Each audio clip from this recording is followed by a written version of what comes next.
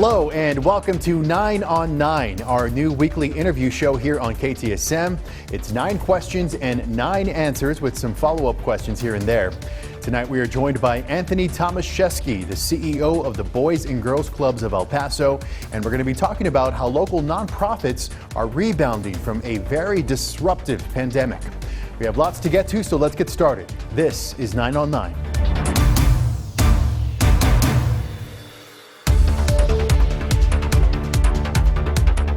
Anthony, thank you so much for being here with us. We're talking about how the pandemic has affected nonprofits like the Boys and Girls Clubs of El Paso. How have you all weathered what has happened? Luckily, great things have been happening for the Boys and Girls Club in spite of the pandemic. I will tell you, it was quite an interesting shift over a year ago. It's not what we expected. Originally when the pandemic happened, we were in spring break, so we were actually preparing for training, getting all of our staff ready and looking forward to things happening. And then in the middle of spring break, the pandemic happened, the shelter in place, all of those pieces. And what went from, okay, well, one more week to prepare to the following week to a year later, now a full virtual environment. And how's it been for the kids? How have they adjusted?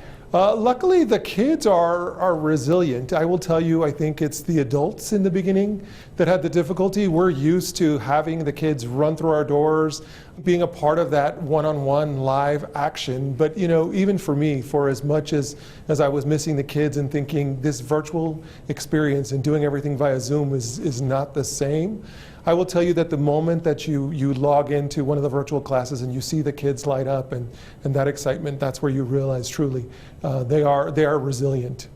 Yeah, they are very resilient. Do you think it's been tough on some of them? Are they missing that person-to-person connection? It has been tough, right? A funny story, one of the kids had told me when the pandemic started, like, this is great, this is a dream come true, no school. Well, a couple of days later, I spoke to that same kid and he said, well, what I didn't realize when I dreamed of no school was that would mean not going outside, not being able to play with your friends, just those daily interactions. And now the first thing he says is, I can't wait to be back in school. I can't wait to sit in the classroom and see my friends in person and sit in my desk and each of those pieces. The pandemic has hit a lot of nonprofits pretty hard with people not really donating a lot of money right now. You also have the grants that you all get with very specific stipulations sometimes. So how is the money situation for you all right now? So I will tell you, quickly because of the pandemic, we had to shift everything that we were doing into virtual programming, and that did affect our numbers. A lot of the grants, as you mentioned, that grant-based funding is based on the numbers we serve, and the moment that we had to move into that virtual environment, it made it a little more difficult. You're also talking about, for most nonprofits, not just Boys and Girls Clubs, but we tend to survive on having events, community events, being able to meet with individuals in person. As a result of the pandemic, those things had to stop. The one thing that I can tell you is that El Paso is an amazing community, and truly El Paso is just that community where everybody comes together and all it takes is a simple ask. And so, everybody banding together to make sure that we can survive and still continue to do what we need to do for kids in this community. The facilities themselves, have you all been able to take this time to maybe make some improvements or do some upgrades? So actually, another blessing, right? That gave us an opportunity to do some things that we really wanted to do forever, to be honest with you. We have been in this community since 1929. I would suspect that the last time that the gym was painted was probably 1985. And truly, as a result of the pandemic, we were able to do that. And honestly, through the graciousness of Yolanda Ariola. So one of the things that she wanted to make sure that she was able to do was that when the kids walked back through the door, that they would see a new and magical place. And so during COVID, that gym was completely painted. Unfortunately, she didn't get to see the end. But it's still a special place, and now when I walk in there, I think of her and really her vision and love for this community. Yolanda Ariola, of course, the founder of Southwest University and a local philanthropist who we lost last November. We are just getting started here. Up next, how do you do arts and crafts virtually? This is 9 on 9. Stay with us.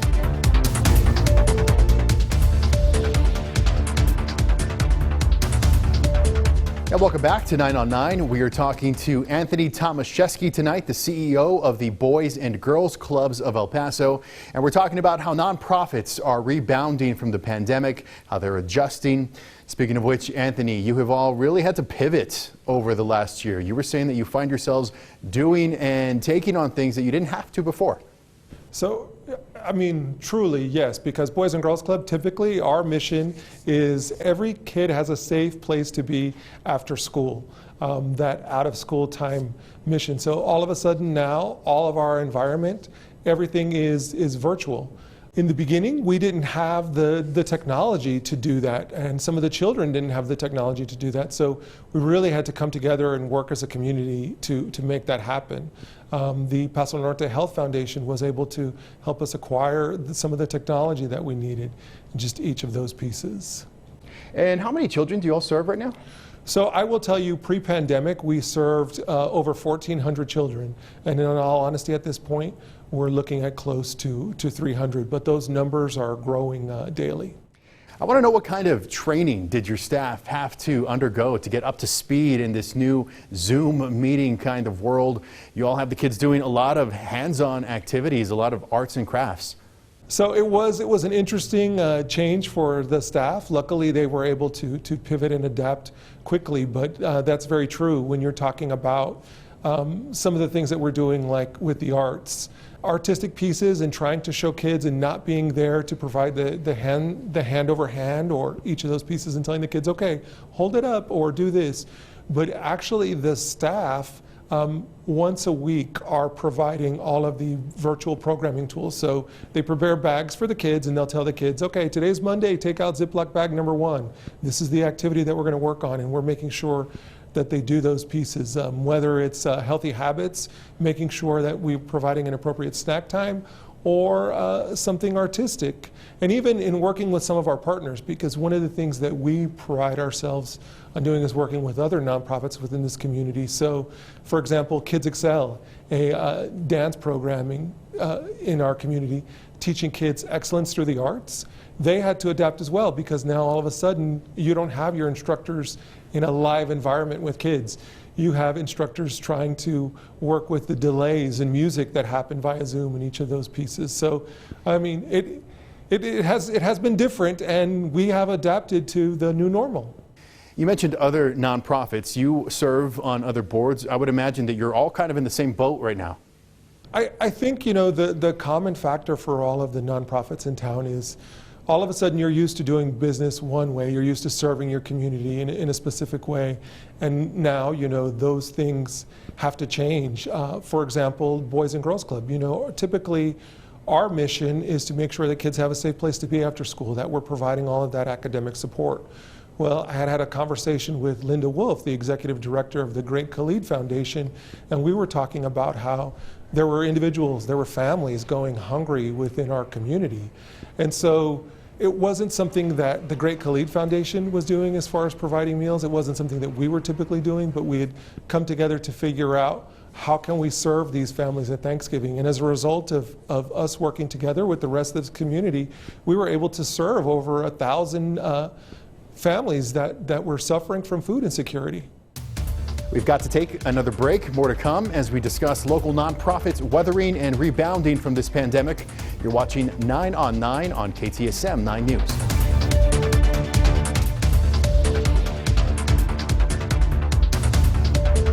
And welcome back to 9 on 9. We're talking to Anthony Tomaszewski of the Boys and Girls Clubs of El Paso. Anthony, do you see yourselves going back to normal anytime soon? What's the future looking like for y'all? So that's a great question. You know, what does normal look like at this point? I mean, we've really created a new normal. A lot of the things that Boys and Girls Clubs are doing at this point, we're going to continue with our virtual programming. We are planning for a big summer camp event. We hope to be open for the summer and providing some great opportunities for kids. We're looking forward to a tennis camp, horseback riding, We work with the Tennis Angels that provide a phenomenal tennis camp for our kids, and so I know some of the kids are asking, are we going to get to play tennis again this summer? And the Rhinos have been very gracious and an integral partner for us, and so we're excited to have kids on the ice with the Rhinos. So it's just making the most of those opportunities as soon as we can. I mean, obviously we want to provide the most that we can for kids in this community, but also while being safe and making sure that it's a great experience for all. And talking about donations again, if people want to help and they want to give, how important is it to give locally to groups like yours? There are a lot of great nonprofits in the El Paso community, and we couldn't do what we do if it wasn't for this wonderful community. You have some very generous hearts that are always, quick in wanting to give. I can tell you, for example, Boys and Girls Club, as a result of the pandemic, a partnership with Old Navy. We were getting masks from Old Navy to make sure that our kids had masks to be safe. The Pan American Society, a group of great individuals that believe in friendship, that wanted to make sure that our kids could have food at Thanksgiving, and working with that piece. The Hospitals of Providence and again the Tennis Angels, making sure that during the pandemic that our children didn't go without Christmas. We had a child who had actually said to me, Mom had already told him that as a result of COVID, Santa wasn't going to be able to come. It wasn't safe for him, and each of those pieces. In the conversation, that I had with Mom, she just said Santa was having a rough time. She had lost her employment and hadn't been working and wasn't sure how things were going to be, but this community really riled together. It was everybody coming together to make sure that things still happened. And I will tell you that one of the kids said to me, he thinks Santa got him double this year because he missed him last year. That's good to hear. All right, we got to take one more quick break. We're going to come back with some closing thoughts. You're watching 9 on 9. Stay with us.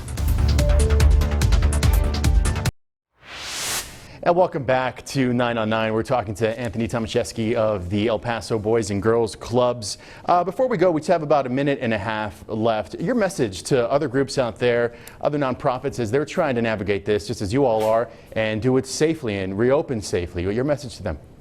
The message I have to my colleagues out there and our partners is really, we just all need to come together, work and be a part of this community, and great things will happen. And truly, the more that we can partner together and the more we can do together, not only will it be better for our kids, but it'll also be better for this community. What's one thing that you're looking forward to the most in the next year? I'm looking forward to hearing the noise of kids running through the doors and seeing those smiles and hearing that laughter in person. Anthony Tomaszewski, CEO of the Boys and Girls Clubs of El Paso. Thank you so much for being with us, sir. Thank you. And of course, thank you for joining us. Once again, if you have any ideas for topics that you would like to see us cover here on 9 on 9, just reach out to me on social media. I am at KTSM Daniel Marin. Have a great night.